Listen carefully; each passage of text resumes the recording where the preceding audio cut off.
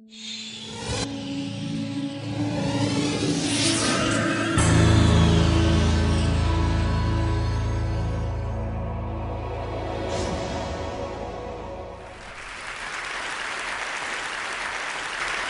I want to talk about design, but not design as we usually think about it. I want to talk about what is happening now in our scientific biotechnological culture, where for really the first time in history, we have the power to design bodies, to design animal bodies, to design human bodies. In the history of our planet, there have been three great waves of evolution. The first wave of evolution is what we think of as Darwinian evolution. So, as you all know, species lived in particular ecological niches, in particular environments, and the pressures of those environments selected which changes through random mutations in species were going to be preserved. Then human beings stepped out of the Darwinian flow of evolutionary history and created the second great wave of evolution, which was we changed the environment in which we evolved. We altered our ecological niche by creating civilization. And that has been the second great couple 100,000 years, 150,000 year flow of our evolution. By changing our environment, we put new pressures on our bodies to evolve, whether it was through settling down in agricultural communities, all the way through modern medicine. We have changed our own evolution. Now we're entering a third great wave of evolutionary history, which has been called many things: intentional evolution, evolution by design, very different than intelligent design, whereby we are actually now intentionally designing and altering the physiological forms that inhabit our planet. So I want to take you through a kind of whirlwind tour of that, and then at the end talk a little bit about what some of the implications are for us and for our species as well as our cultures because of this change. Now, we actually have been doing it for a long time. We started selectively breeding animals many thousands of years ago. And if you think of dogs, for example, dogs are now intentionally designed creatures. There isn't a dog on this earth that's a natural creature. Dogs are the result of selectively breeding traits that we like. But we had to do it the hard way in the old days by choosing offspring that looked a particular way and then breeding them. We don't have to do it that way anymore. This is a beefalo. A beefalo is a buffalo cattle hybrid. And they are now making them, and someday, perhaps pretty soon, you will have beefalo patties in your local supermarket. This is a geep, a goat-sheep hybrid. The scientists that made this cute little creature ended up slaughtering it and eating it afterwards.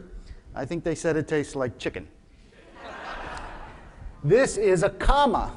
A kama is a camel-llama hybrid, created to try to get the hardiness of a camel with some of the personality traits of a llama, and they are now using these in certain cultures. Then there's the liger. This is the largest cat in the world, the lion-tiger hybrid. It's bigger than a tiger. And in the case of the liger, there actually have been one or two that have been seen in the wild. But these were created by scientists using both selective breeding and genetic technology. And then finally, everybody's favorite, the zorse. None of this is photoshopped. These are real creatures. And so one of the things we have been doing is using genetic enhancement or genetic manipulation of sort of normal selective breeding pushed a little bit through genetics. And if that were all this was about, then it would be an interesting thing. But something much more powerful is happening now. These are normal mammalian cells, genetically engineered with a bioluminescent gene taken out of deep-sea jellyfish. We all know that some deep-sea creatures glow. Well, they've now taken that gene, that bioluminescent gene, and put it into mammal cells. These are normal cells, and what you see here is these cells glowing in the dark under certain wavelengths of light. Once they could do that with cells, they could do it with organisms. So they did it with mouse pups, kittens. And by the way, the reason the kittens here are orange and these are green is because that's a bioluminescent gene from coral, while this is from jellyfish. They did it with pigs. They did it with puppies. And in fact, they did it with monkeys. And if you can do it with monkeys, though the great leap in trying to genetically manipulate is actually between monkeys and apes, if they can do it in monkeys, they can probably figure out how to do it in apes, which means they can do it in human beings. In other words, it is theoretically possible that before too long, we will be biotechnologically capable of creating human beings that glow in the dark. Be easier to find us at night. And in fact, right now, in many states, you can go out and you can buy bioluminescent pets. These are zebrafish. They're normally black and silver. These are zebrafish that have been genetically engineered to be yellow, green, red, and they are actually available now in certain states. Other states have banned them. Nobody knows what to do with these kinds of creatures. There is no area of the government, not the EPA or the FDA, that controls genetically engineered pets. And so some states have decided to allow them, some states have decided to ban them. Some of you may have read about the FDA's consideration right now of genetically engineered salmon. The salmon on top is a genetically engineered Chinook salmon using a gene from the salmon and from one other fish that we eat to make it grow much faster using a lot less feed. And right now, the FDA is trying to make a final decision on whether, pretty soon, you could be eating this fish. It'll be sold in the stores. And before you get too worried about it, here in the United States, the majority of food you buy in the supermarket already has genetically modified components to it. So even as we worry about it, we have allowed it to go on in this country, much different in Europe, without any regulation and even without any identification on the package. These are all the first cloned animals of their type. So in the lower right here, you have Dolly, the first cloned sheep, now happily stuffed in a museum in Edinburgh. Ralph the rat, the first cloned rat. Cece the cat for cloned cat. Snuppy, the first cloned dog. Snuppy for Seoul National University puppy, created in South Korea by the very same man that some of you may remember had to end up resigning in disgrace because he claimed he had cloned a human embryo, which he had not. He actually was the first person to clone a dog, which is a very difficult thing to do because dog genomes are very plastic. This is Promedia, the first cloned horse. It's a Haflinger horse cloned in Italy, a real gold ring of cloning because there are many horses that win important races who are geldings. In other words, the equipment to put them out to stud has been removed. But if you can clone that horse, you can have both the advantage of having a gelding run in the race and his identical genetic duplicate can then be put out to stud. These were the first cloned calves, the first cloned gray wolves, and then finally the first cloned piglets, Alexa, Chrissy, Carol, Janie, and .com. In addition, we've started to use cloning technology to try to save endangered species. This is the use of animals now to create drugs and other things in their bodies that we want to create. So with antithrombin in that goat has been genetically modified so that the molecules of its milk actually include the molecule of antithrombin that GTC Genetics wants to create. And then in addition, transgenic pigs, knockout pigs from the National Institute of Animal Science in South Korea are pigs that they are going to use, in fact, to try to create all kinds of drugs and other industrial types of chemicals that they want the blood and the milk of these animals to produce for them, instead of producing them in an industrial way. These are two creatures that were created in order to save endangered species. The guar is an endangered Southeast Asian ungulate. It was a somatic cell, a body cell was taken from its body, gestated in the ovum of a cow, and then that cow gave birth to a guar. Same thing happened with the mouflon, where it's an endangered species of sheep. It was gestated in a regular sheep body, which actually raises an interesting biological problem. We have two kinds of DNA in our bodies. We have our nucleic DNA that everybody thinks of as our DNA, but we also have DNA in our mitochondria, which are the energy packets of the cell. That DNA is passed down through our mothers. So really what you end up having here is not a guar and not a mouflon, but a guar with cow mitochondria, and therefore cow mitochondrial DNA, and a mouflon with another species of sheep's mitochondrial DNA. These are really hybrids, not pure animals. And it raises the question of how we're going to define animal species in the age of biotechnology, a question that we're not really sure yet how to solve. This lovely creature is an Asian cockroach, and what they've done here is they've put electrodes in its ganglia and its brain, and then a transmitter on top, and it's on a big computer tracking ball. And now using a joystick, they can send this creature around the lab and control whether it goes left or right, forward or backwards. They've created a kind of insect bot or bug bot. It gets worse than that, or perhaps better than that. This actually is one of DARPA's very important. DARPA is the Defense Research Agency, one of their projects. These Goliath beetles are wired in their wings. They have a computer chip strapped to their backs, and they can fly these creatures around the lab.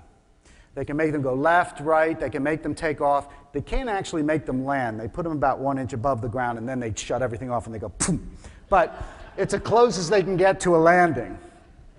And in fact, this technology has gotten so developed that this creature, this is a moth. This is the moth in its pupa stage, and that's when they put the wires in and they put the computer technology so that when the moth actually emerges as a moth, it is already pre-wired.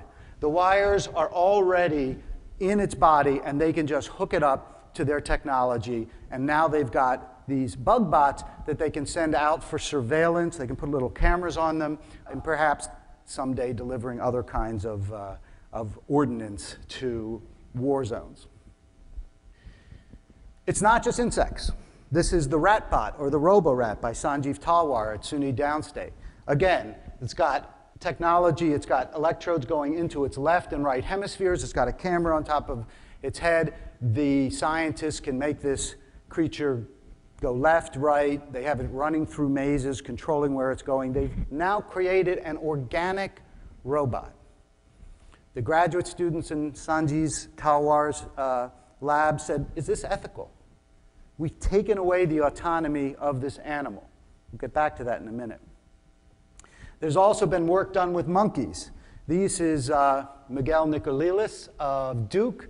He took owl monkeys, wired them up so that a computer watched their brains while they moved, especially looking at the movement of their right arm. The computer learned what the monkey brain did to move its arm in various ways. They then hooked it up to a prosthetic arm, which you see here in the picture, put the arm in another room. Pretty soon the computer learned, by reading the monkey's brain waves, to make that arm in the other room do whatever the monkey's arm did. Then he put a video monitor in the monkey's cage that showed the monkey this prosthetic arm, and the monkey got fascinated. The monkey recognized that whatever she did with her arm, this prosthetic arm would do. And eventually, she was moving it, and eventually stopped moving her right arm, and staring at the screen, could move the prosthetic arm in the other room only with her brain waves, which means that monkey became the first primate in history of the world to have 3 independent functional arms. And it's not just technology that we're putting into animals. This is Thomas DeMars, the University of Florida. He took 20,000 and then 60,000 disaggregated rat neurons. So these are just individual neurons from rats. Put them on a chip. They self-aggregated into a network, became a integrated chip, and he used that as the IT piece of a mechanism which ran a flight simulator. So now we have organic computer chips made out of living self-aggregating neurons. Finally, Musa Avaldi of Northwestern took a completely intact, independent lamprey eel brain. This is a brain from a lamprey eel. It is living, fully intact brain in a nutrient medium with these electrodes going off to the sides, attached photosensitive sensors to the brain, put it into a cart. Here's the cart. The brain is sitting there in the middle. And using this brain as the sole processor for this cart, when you turn on a light and shine it at the cart moves towards the light. When you turn it off, it moves away. It's photophilic. So now we have a complete living lamprey eel brain. Is it thinking lamprey eel thoughts sitting there in its nutrient medium? I don't know. But in fact, it is a fully living brain that we have managed to keep alive to do our bidding. So we are now at the stage where we are creating creatures for our own purposes. This is a mouse created by Charles Vacanti of University of Massachusetts. He altered this mouse so that it was genetically engineered to have skin that was less immunoreactive to human skin, put a polymer scaffolding of an ear under it, and created an ear that could then be taken off the mouse and transplanted onto a human being. Genetic engineering coupled with polymer physiotechnology coupled with xenotransplantation. This is where we are in this process. Finally, not that long ago, Craig Ventnor created the first artificial cell, where he took a cell, took a DNA synthesizer, which is a machine, created an artificial genome, put it in the cell and of a different cell. The genome was not of the cell he put it in, and that cell then reproduced as the other cell. In other words, that was the first creature in the history of the world that had a computer as its parent. It did not have an organic parent. And so, asked the economists, the first artificial organism and its consequences. So you may have thought that the creation of life was going to happen in something that looked like that. But in fact, that's not what Frankenstein's lab looks like. This is what Frankenstein's lab looks like. This is a DNA synthesizer, and here at the bottom are just bottles of A, T, C, and G, the 4 chemicals that make up our DNA chain. And so we need to ask ourselves some questions. For the first time in the history of this planet, we are able to directly design organisms. We can manipulate the plasms of life with unprecedented power. And it confers on us a responsibility. Is everything okay?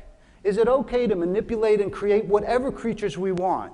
Do we have free reign to design animals? Do we get to go someday to Pets R Us and say, look, I want a dog. I'd like it to have the head of a dachshund, the body of a retriever, maybe some pink fur, and let's make it glow in the dark? Does industry get to create creatures who in their milk and their blood and their saliva and other bodily fluids create the drugs and industrial molecules we want, and then warehouse them as organic manufacturing machines?